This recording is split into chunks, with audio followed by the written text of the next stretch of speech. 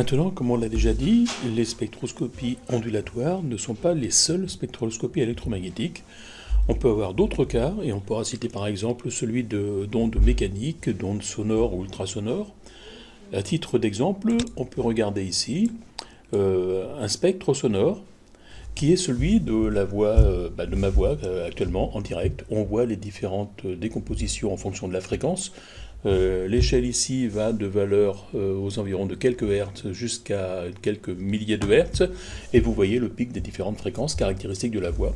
On a de la spectroscopie sonore, qui n'a donc aucun rapport avec l'électromagnétisme que l'on a vu avant, mais c'est une spectroscopie au même titre que la précédente. Donc on a ces ondes de mécanique, on peut avoir également les ondes sismiques, donc qui sont effectivement également d'ondes de nature mécanique. Donc les spectroscopies ondulatoires ont bien d'autres variations, bien d'autres versions que la spectroscopie électromagnétique.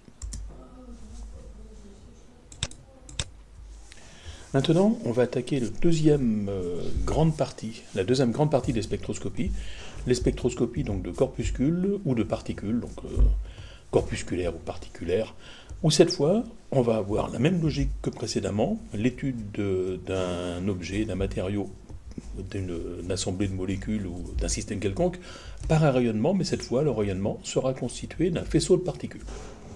Et ces particules vont être caractérisées par leur masse et leur énergie ou leur vitesse, ça reviendra au même, ça sera équivalent.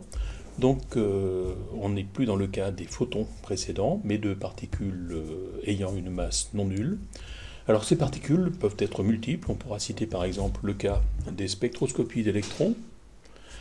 Donc on peut citer par exemple le cas de l'XPS, qui est la spectroscopie de photoélectrons dans la gamme des X. La spectroscopie de perte d'énergie,